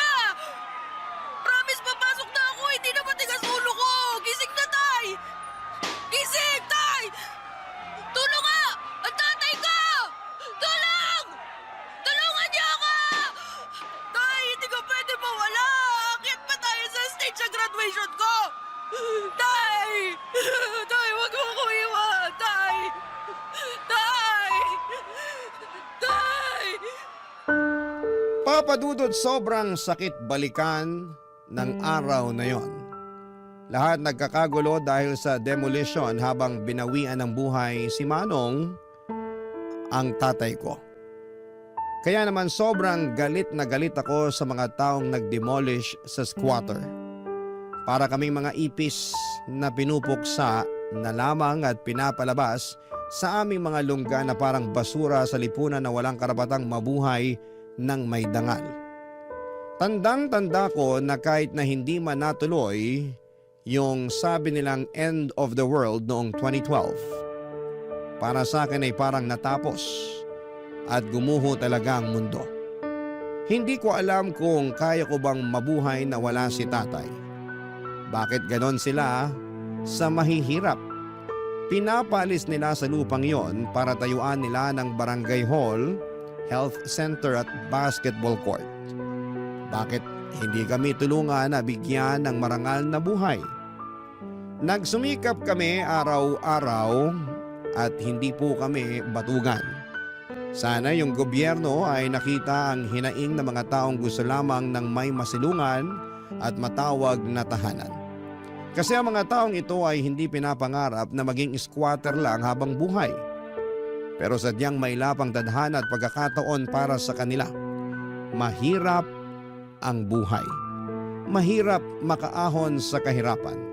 Kahit sobrang sakit sa loob ko kasi hindi ko matutupad yung pangarap namin ni tatay, huminto ako sa pag-aaral kasi kailangan kong unahin ang kalam ng sikmura ko kesa sa pag-aaral. Pasalamat na lang ako dahil sa paghihikayat ni tatay na mag-aral ako ay natuto naman akong magbasa at magsulat. Pero syempre hindi ganon kalawak ang pag-intindi ko sa mga bagay-bagay. Basic lang at marunong din akong magbilang kaya alam kong humawak ng pera. At dumating ang isang bagay na masasabi kong mas malaki ang kikitain ko kesa sa pangangalakal. Ibang kalakal na ang ginagawa ko kahit 15 years old ako noon. Pinasok ko ang pagbebenta ng katawan. Nagbigay ako ng aliw sa mga parokyano. Wala akong pinipili. Tama. Nagaya ko sa nanay ko. Ang kaibahan lang ay hindi ako nabubuntis kasi lalaki ako. Sa bago kong trabaho ay nakagawa ako ng sarili kong maliit na bahay sa isang squatter din. At sa bawat oras, hindi ko makakalimutan si tatay. Parating pabalik-balik sa utak ko ang sinabi niya sa akin na kailangang maiba ang buhay ko. Hindi pwedeng mabubulok ako sa squatter. Kalaunan ay nakapagtrabaho ako sa bar at doon ko nakilala si Nelia na naging girlfriend ko. Pareho kaming hamak na isang mamitang nagbibigay sa amin ng customer.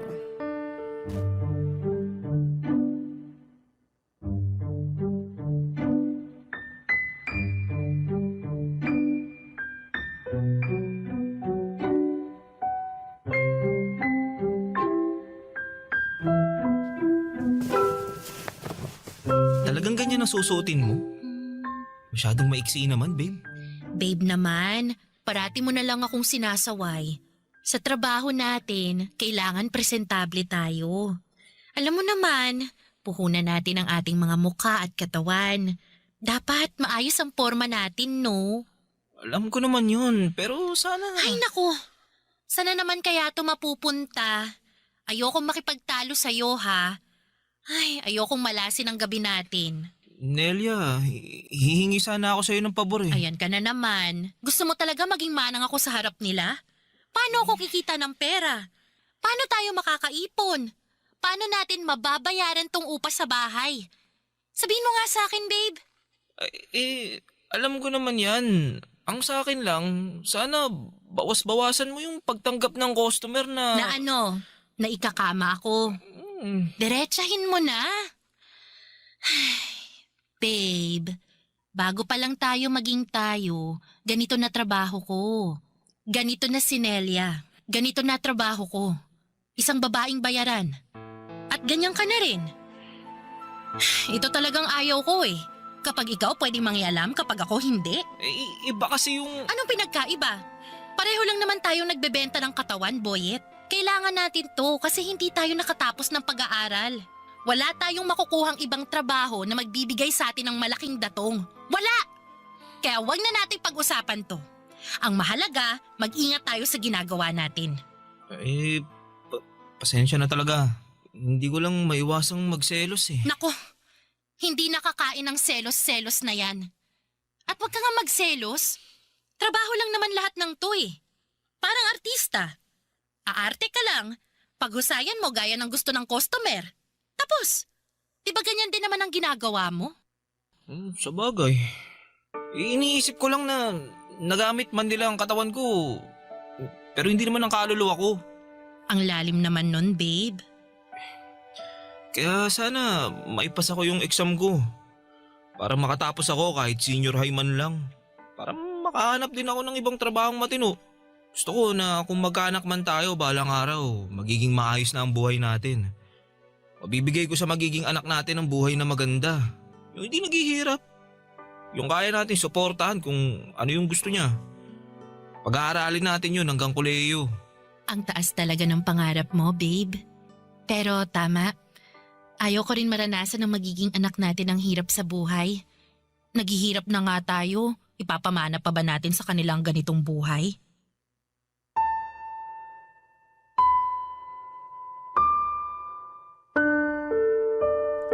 Papadudot na encourage ko si Nelia na mag-ALS. Sinubukan niya talaga, Papadudot. Maraming beses na parang gusto na niyang sumuko pero parati ko pa rin siyang sinasabihan na para ito sa aming dalawa. Para pwede naming sabihin na may pinag-aralan kami. Pero dumating ang 2020, nagka-pandemic. Naging isang dagok ito para sa amin at maging sa mga kababayan natin. Naging mahirap ang buhay at nawalan kami ng customer kasi nga ay nasa bahay lahat ng tao. Ang daming restrictions. Pati ang ipon namin ay naubos dahil wala talagang trabaho.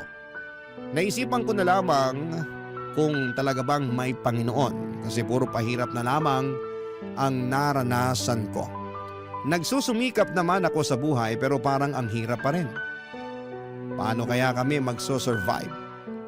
Paano ang isang tulad naming dukha ang kakayaning mabuhay sa gitna ng pandemya na walang trabaho? Ang hirap talaga, Papadudot. Nakakadurog ng puso ang sitwasyon, nakakapanghina ng loob na para bang inalisan na naman kami ng pagkakataong mabuhay. Ang hirap po maging mahirap at ang masakit ay maraming tao ang tingin sa amin ay palamunin. Nakapina lamang para sa ayuda at pasanin ng lipunan. Sa totoo lang po, Papadudot, gusto kong hingi na sana'y magkapalit kami ng buhay para malaman niyang nagtatrabaho kami para mabuhay. Pero sadyang mailapang kapalaran sa kagaya naming salat sa buhay. Barangay Love Stories. Barangay Love Stories. Hindi naging maganda ang pagsasama naming dalawa dahil sa sitwasyon, Papadudot. Ang hirap ng walang pera, walang customer, and mahirap ang buhay sa panahon ng pandemic. At dahil nga sa mga restrictions ay nawalan kami ng hanap buhay. Siguro'y hindi lang kami, marami sa ating kababayan. Sana nga ay yun na ang huling pandemic sa mundo. At dahil nga sa hirap ay parati kaming nag-aaway at mainit ang ulo. Totoong nakaka-high blood ang walang pera. Pero nang malift ang mga restrictions ay unti-unting bumalik ang lahat. Nagkaroon na ulit kami ng trabaho at magkahiwalay kami ng bar. Nagkikita na lamang kami tuwing umuuwi ng bahay at ang importante ay magkasama pa rin kami. At gaya nga ng dati ay balik kami sa dating gawi. Ang pagbebenta ng panandaliang aliw. Ang kumita ng pera, ang magtrabaho na kahit para sa iba'y mabaho pa sa basurang ginagawa namin. Para sa akin ay wala akong pakialam dahil wala naman akong inaapakang tao. Wala akong hinahamak. Gusto ko lang kumita ng pera pero isang umagay nagulat ako nang umuwi si Nelia sa bahay, Papa Dudut.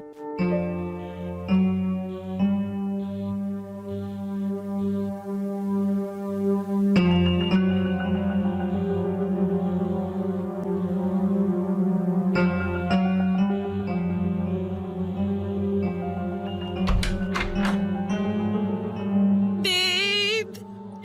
Babe, ano nangyari sa'yo? Teka, may mga pasa ka. Sino may gawa sa'yo nito, ha? Babe, nakakatakot siya. Sinaktan niya ako. Sino? Ba't ganito ginawa niya sa'yo, ha? Yung customer ko. Matapos niya akong pabuyin, balak niyang hindi ako bayaran. Kaya umalma ako, pero sinampal niya ako ng malakas. Tumilapon ako sa kama. Tinadyakan niya ako. Pinagsususuntok. Ang sakit. Ang sakit-sakit, babe. Hayop siya. Kilala mo ba yon? Hindi. Hindi ko kilala. Pero kapag nakita ko siya, mamumukan kong demonyong yon. Bakit nangyari sa'yo to? Kung alam ko lang na ganun siya, hindi na ako sumama sa kanya. Ayoko na. Ayoko na sa lintik na buhay na to. Nakakapagod. Pasensya ka na, Nelia. Kung nandun lang sana ako eh. Naipagtanggol sana kita eh. Ang dami nitong mga sugat at pasamo. Mawalang ya talaga sila. Kahit noon pa man, kung sino pa yung angat sa buhay, sila pa ang may asal demonyo. Siguro nga, ito na yung panahon na ihinto ko ng ganitong trabaho. Ayoko na. Kaya, magsusumikap ako. Mag-aaral ako. Gusto ko makapagtapos para makakuha ng matinong trabaho na hindi yuyurakan ng pagkatao ko. Tama yan. Papangako ko sa'yo na balang araw. Ire-respeto tayo ng mundo. Hindi na tayo mamalitin. Hindi na tayo bababuyin. Magiging tao na ang tingin sa atin.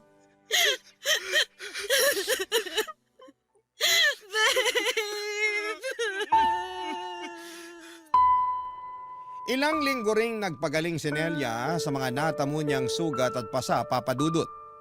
Sobrang nakakagulat na may tao talagang gagawa ng ganon. Pasalamat na lang ako at hindi niya tinuluyan. Nakakasama pa rin ng loob, bagamat masaya pa rin ako dahil nakakasama ko pa rin ang babaeng mahal ko. Pareho kami nag-aral sa ALS hanggang sa graduate ako ng senior high school. Kaya hindi pa rin ako makaalis sa trabahong pagbibigay aliw, Papa Dudut. Kailangan ko pa rin ng pera para sa training ko bilang security guard. Sabi ko sa sarili ko na malapit na talaga at makakawala na rin ako sa kadena ng kahirapan. Pero nagkaroon ng problema. Nilagnat ako at ilang araw nang hindi ito gumagaling. Nagsilabasan na rin ang mga rashes sa aking katawan at ang lalapan ng ubo ko. Dahil sa halos hindi ako makapagtrabaho na ay napilitan akong pumunta sa health center. At natuklasan ko ang isang nakakagulat na katotohanan na ayaw kong marinig. Nang mga oras na yon ay parang nag-flashback lahat ng hirap na pinagdaanan ko. Ang iniwan ako ng aking ina, ang pangungutya ng tiyahing ko kaya ako lumayas sa Cavite, ang pagiging palaboy sa lungsod, ang pagkupkup sa akin ni Tatay Manong, ang kanyang mga pangaral at pangarap na makapagtapos ako at maging security guard. Ang oras nang mawala siya sa buhay ko. Ang araw na akala ko'y mawawala na sa akin si Nelia dahil sa nangyaring pananakit sa kanya.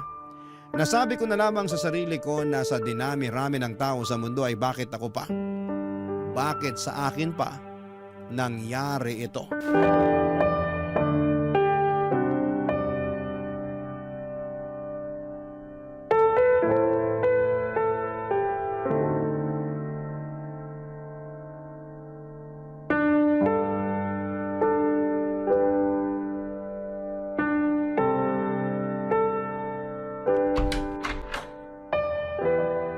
Babe, ang tagal mo namang bumalik. Akala ko kung napano ka na. Halika, kumain ka. Babe, bakit parang tulala ka? Anong sabi ng doktor? Na-check ka ba? Nakapunta ka ba sa center? Naku, sana pumayag kang samahan kita. Pwede ko namang isarado muna tong tindahan eh. Boyet? Bakit? Akala ko, malapit ko na matupad ang pangarap ko eh. Akala ko magiging security guard na ako. Magiging maayos ang buhay ko. Teka, ano bang nangyari? Doon ako galing sa center. Sumailalim ako sa mga test. Anong resulta? Ano bang test ang ginawa nila sa'yo?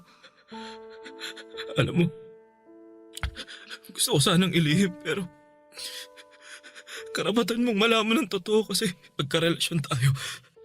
At baka... Ano bang nangyayari?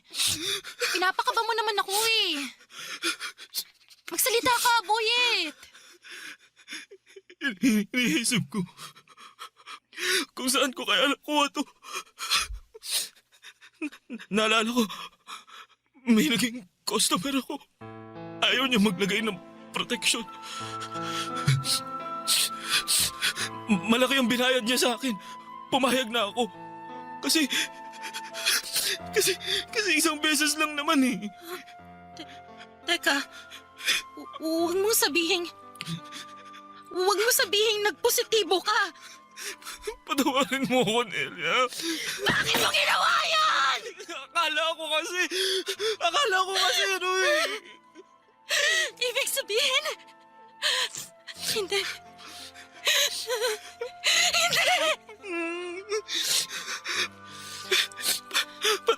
Patawad, Nelia. Patawad.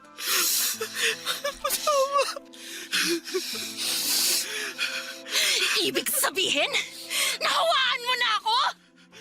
Boyet naman! Bakit ka pumayag makipagsiping na walang proteksyon? Ang tagal-tagal na natin sa trabahong to! Nagawa mo pa rin maging bobo! Tukso ko ng pera! Pera! Pera! Pera! Natukso ka sa pera! Pero ano naging kapalit, ha? Buhay natin!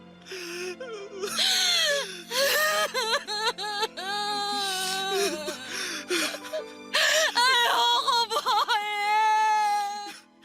Ayoko magkasakit!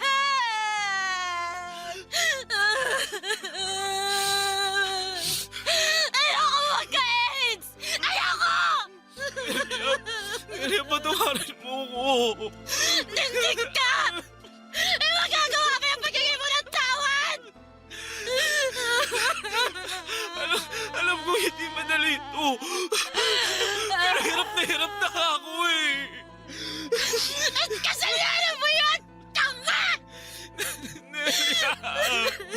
Nelia!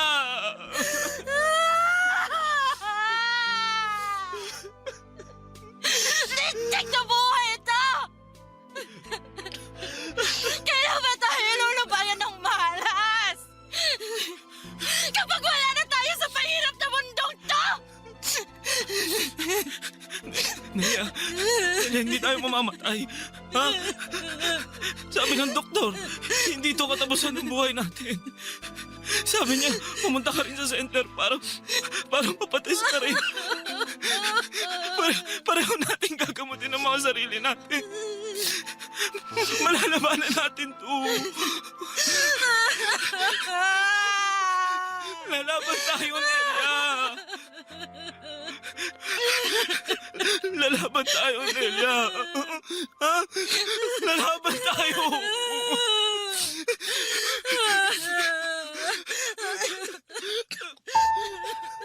Parang teleserye ang naging buhay ko, Papa Dudut. Masalimuot, pero kahit ganito ang nangyari ay nagpapasalamat pa rin ako dahil may pag-asa pa rin. All is well pa rin ang buhay kahit minsan pakiramdam namin ay binigo kami ng kapalaran. Kahit na hindi kami gaanong guminhawa ay nagpapasalamat pa rin ako sa Panginoon dahil buhay kaming dalawa. Siguro ay baka hindi na kami magkakaanak kahit sabi ng doktor ay may chance naman basta under gamutan at alaga ng mga doktor. Pero tinanggap na rin namin ni Nelia kung hanggang dito na lamang kami. Masaya pa rin ako dahil kasama ko si Nelia at nagagawa naming mamuhay ng normal araw-araw. Ang mahalaga ay hindi namin nakakalimutang inumin ang gamot. Naging SG din po ako, Papa Dudut, at si Nelia naman ay nakapagtapos ng senior high school pero hindi na siya nagtatrabaho. Focus siya sa aming sari-sari store. Kahit maliit lang ang kinikita ay maayos naman ang naging takbo nito. Ang importante sa ngayon, Papa Dudut, ay buhay na buhay kami at may mga NGO na handang tumulong sa katulad namin. Sana sa mga nakikinig sa programa ninyo ay gusto kong ipaabot sa lahat na sana'y huwag kayong mandiri sa mga taong may HIV dahil hindi naman nakakahawa ang HIV kung walang sexual contact at blood-to-blood contact. Hindi nakakahawa ang HIV kapag nakikipagkamay, paggamit sa isang baso, pag-upo sa tabi ng isang may HIV, paglangoy sa swimming pool, sa ubo at sipon. Sana'y maging malawak ang kaisipan natin at sana'y napulutan ng aral ang naging buhay ko ng ating mga kabarangay. Ang inyong kapuso at kabarangay forever, Boyet. Anong say mo sa Barangay Love Stories na ito? Pagkwentuhan natin sa comment section yan.